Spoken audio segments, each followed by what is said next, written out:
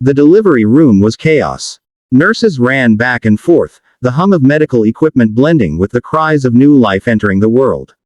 It was March 18, 1991, the day everything changed for Evelyn Moore, a 25-year-old woman from a small town in Ohio. "Another one coming.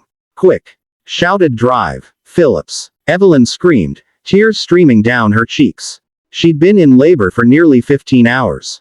Her husband, Robert, held her hand tightly, whispering, "You're doing great, Evie, you're so strong." When the first baby arrived, the room filled with cheers. But seconds later, the doctor looked stunned. "There's another one," the nurses gasped. And then another. And another. By the end of that long night, Evelyn had given birth to 5 babies, quintuplets, 3 boys and 2 girls.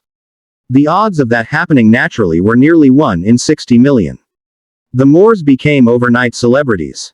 Newspapers called them the Miracle Family. Reporters surrounded their small home in Cedar Falls.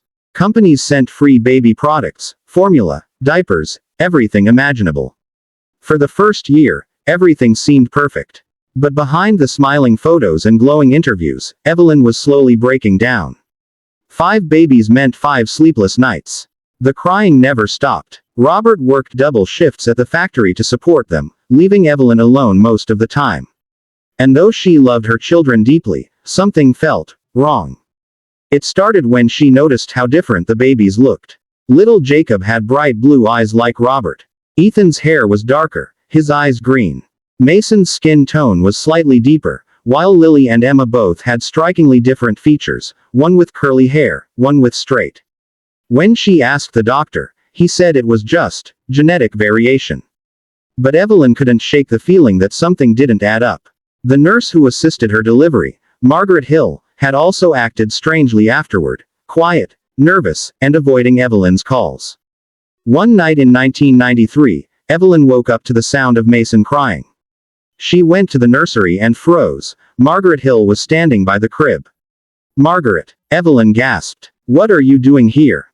The nurse jumped, clutching a small envelope in her hands. I came to check on the babies," she stammered.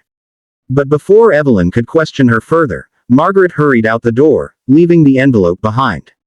Inside, Evelyn found a birth record with a different name. It was for baby number 5, Emma Moore. But the mother's name wasn't Evelyn Moore. It said, "Mother, classified. Confidential record." Evelyn's hands trembled. The truth was too terrifying to face, but she had no choice. Something about her children's birth had been hidden from her. And she was determined to uncover the truth, no matter what it cost. Years passed. The quintuplets grew up in front of the world's eyes. By the early 2000s, they were teenagers, each one different, each carrying their own mystery. Evelyn tried to bury her doubts for the sake of peace.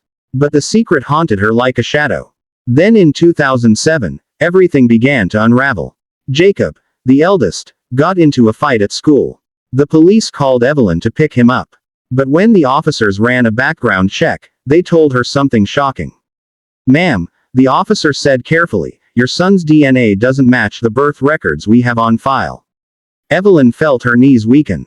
"What do you mean? He's my son." The officer looked apologetic. "I'm not saying he isn't, but his file was sealed by the hospital.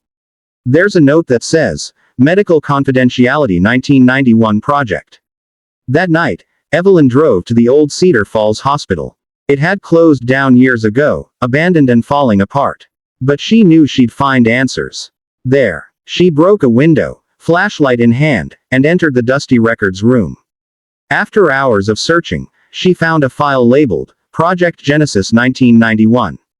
Inside were hospital documents, test results, and shocking photos, 5 babies in incubators, but with tags marked, Experimental Subject AE.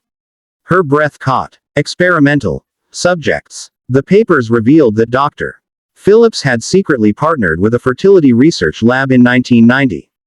They were testing gene therapy techniques on embryos, something that was illegal at the time. And Evelyn's pregnancy had been part of that experiment. She wasn't supposed to have quintuplets.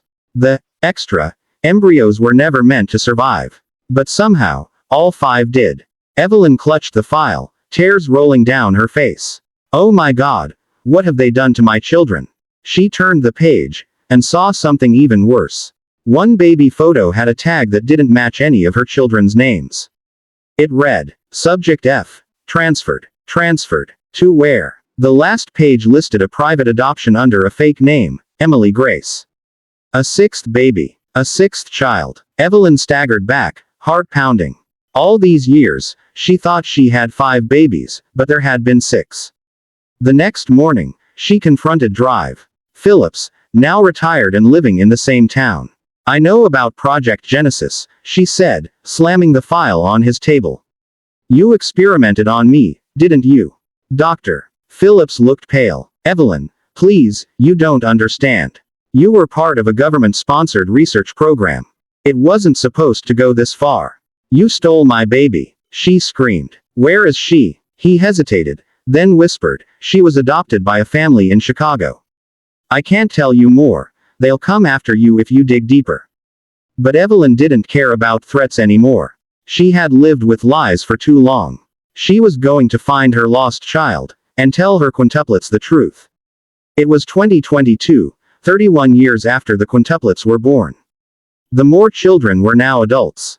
Jacob was a doctor, Ethan a journalist, Mason worked in tech, while Lily became an artist, and Emma a teacher. They were all successful, but they'd grown apart, each feeling a strange emptiness they couldn't explain. One day, Evelyn gathered them all at the family home. Her hands trembled as she placed the old, Project Genesis, file on the table. My children, she began softly, there's something I've hidden from you for too long. They exchanged puzzled glances. You weren't just quintuplets, Evelyn said. You were part of an experiment, something I never agreed to. There was another baby. A sixth child. The room fell silent. A sixth, Lily whispered. A sister. Evelyn nodded. Her name was Emily Grace. She was taken from me before I ever held her. Ethan, the journalist, immediately began investigating. Using DNA databases, he uploaded their genetic profiles and started searching.